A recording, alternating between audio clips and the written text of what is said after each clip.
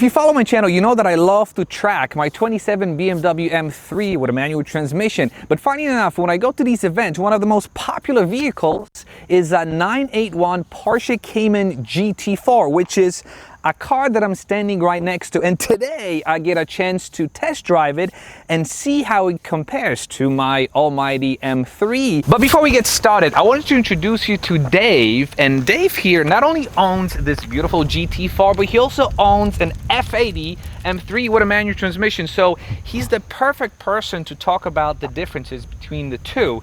So Dave, first of all, thank you very much for allowing me to do this. No problem. Can you talk to us about some of the differences between the two cars?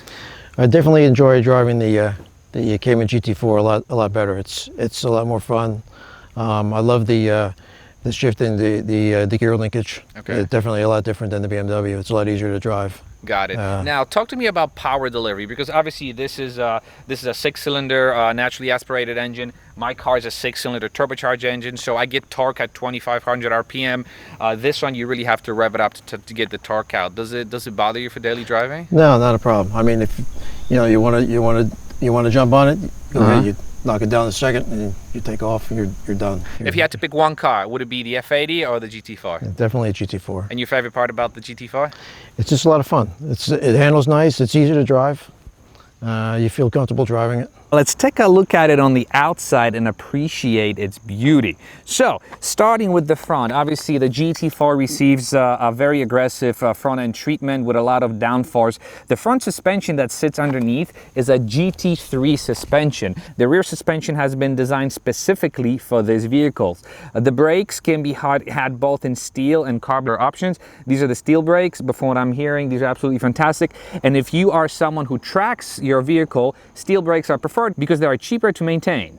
Then moving to the back, you've got these functional intake scoops. And then coming from the back, you've got, again, this massive wing and a beautiful yet functional diffuser that houses center exhaust tips. So this car, obviously being a mid-engine car, has a functional trunk that's pretty spacious. You can put a decent size suitcase here, and frunk in the front. This is the size of the frunk. Again, it is pretty deep. I want to say it's as deep as a front trunk of a 911. And then moving inside, the first thing you notice are obviously this beautiful and optional carbon fiber bucket seats. And in my mind, if you get this car, these are the seats to get. Not only do they hug you really, really tight, but they allow for a 5-point harness if this is your thing. And come on, let's not kid ourselves, they look super, super cool. Inside, obviously, there's a lot of Alcantara on the steering wheel. You have Alcantara on the door panels. You've got these fabric door pulls, which everyone always talks about when it comes to the GT cars. And the interior just feels very, very sporty. Imagine yourself being behind this beautiful steering wheel. A steering wheel that doesn't have any buttons. Let's talk about some of the equipment that the car has. Extended range fuel tank, the 20-inch wheels, got a fire extinguisher, climate control upgraded, got the smoking package by Xenon, Sport Chrono, which gives you this awesome clock here, which turns into a lap timer as well. Sirius XM, upgraded stitching. The wing actually has an optional black support bracket in it. Obviously, it's got these bucket seats, a satin finish paint, and obviously the only option you could get when it comes to the transmission is this manual 6-speed, which is borrowed from a Carrera S, except I'm reading that it's been slightly beefed up.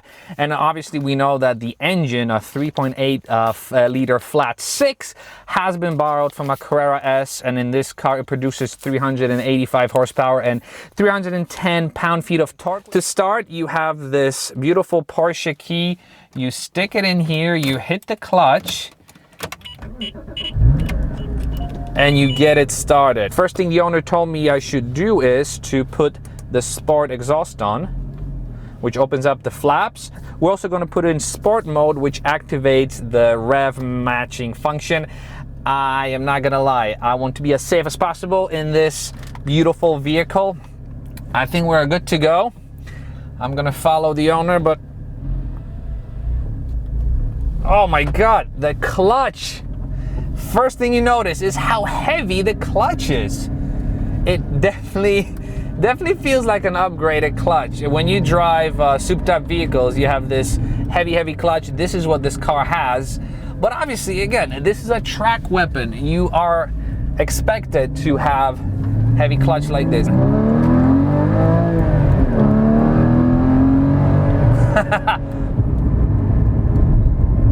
You do get a bit of a burble when you let your foot off the gas, and rev matching works perfectly. Some people hate rev matching, some people love it. I'm one of those who actually loves rev matching because I think it makes your driving experience a lot better. Being able to shift smoothly every single time. The biggest thing that I'm noticing about this car, and I don't mean to sound cliche or anything, but how mechanical it feels. And what do I mean about that? First of all, it starts with the shifter. The shifting is so crisp and precise. The steering, not only is the steering wheel itself a small diameter, it's a bit thinner, so it grips a little better, but it is so direct. You turn and the car goes. There's no gap between turning, the car leaning, and it just, you turn and the car takes you there. Then there's the engine. You can hear the different mechanical pieces in the actual engine move. Obviously, it's the fact that the engine is so close to the back of your head, but you hear the valves, and it's just pure. It's beautiful. It's a beautiful thing to hear. And then there are the brakes. I have never experienced brakes like this. You tap the brakes and you feel the pads grabbing the rotor. It's, again, hard to explain, but when you combine all these things, this is what people love about these vehicles. This is what they mean when they say this car is mechanical, because there are no distractions. It's just you, all these things that are happening around you, the engine, the brakes, the transmission, the steering, and the driver. That's it. There are no electronic nannies or anything like that to distract you. Yes, you have your navigation that's pointed kind of away from the driver. That's pretty strange. But again, this is something that you get on every Cayman. Driving this car for a while, I'm also realizing another thing. This is not a car that you probably want to drive on long distances. This is not a car that you're going to relax in. This is a car that you drive when you want to have fun, but you have to be on your best behavior. You have to be aware of your surroundings. You have to be ready for lack of comfort. Even though, yes, this is just a GT4. It's not a GT3. It's not a GT3 RS. The suspension is on the stiff side. The brakes are super stiff. The brake pedal is super stiff. The clutch is stiff. So you are getting a workout when you're driving this car, but it seems like the workout is very, very much rewarding because the driving experience is fantastic. I love the fact that there are no buttons on the steering wheel to distract you from the driving experience. I actually find myself sticking my fingers in these holes for whatever reason. What's the most important thing to me in my next vehicle? Is it the handling? Yes. Is it the manual transmission? Yes. And so far, the 991.1.2 and this tick all the boxes. Is it the power delivery for daily driving? We know that this car can handle track duty, no question about that. But can this car handle daily duties?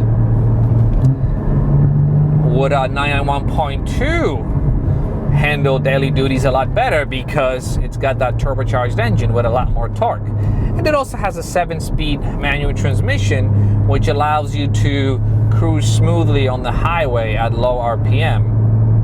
So these are the things that I'm thinking about as I'm driving this vehicle. One thing I have to say, driving this vehicle would probably make you feel a lot more special compared to driving any base 911. I'm not talking about a GT3 or a GT3 RS.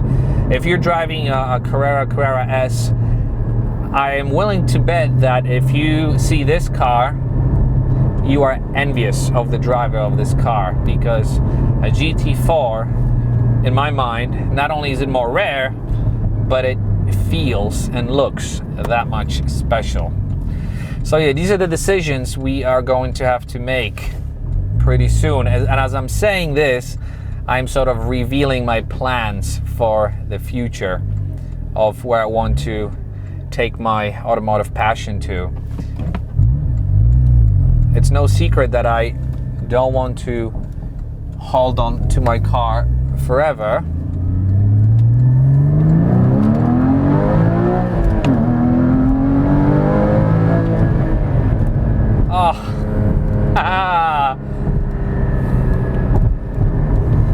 How can you not love this? And on that note, I hope you loved this video. There are plenty of GT4 videos out there, but I wanted to take you on this journey with me to see my thought process of how I test drive my cars and how I'm trying to find the most suitable replacement for my M3. And it's going to be hard because the M3 is a pretty good daily driver, and it's a pretty good track car. I've built it to handle both very, very well, and it's going to be hard to fill its shoes. Could a car like this fill its shoes? Potentially. But let me know what you think of this choice. What do you think of the GT4 in general? Would you go for it if you had the choice, or would you go for a 991.1 or 0.2? It's a toss-up. But one thing I tell you, if you're looking for a car that makes you feel special and unique, this is it. And on that note, I wanted to thank you very much for watching. Again, let me know what you thought of this video, of this car in general. I'm very curious to see what you think my next car should be. And as always, thank you very much for watching, and I will see you in the next video. Bye-bye. No reverse camera? What? There's no reverse camera. How dare they? For this much money.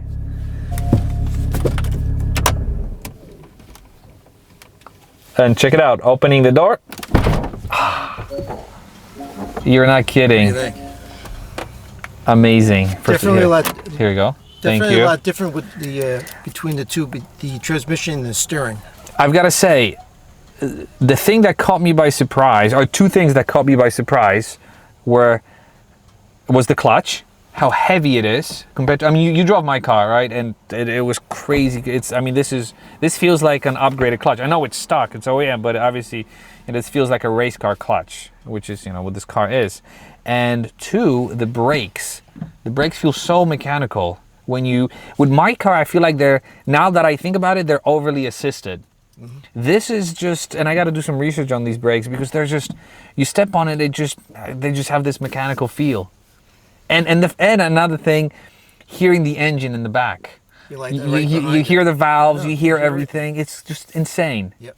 It has the linkage. Great.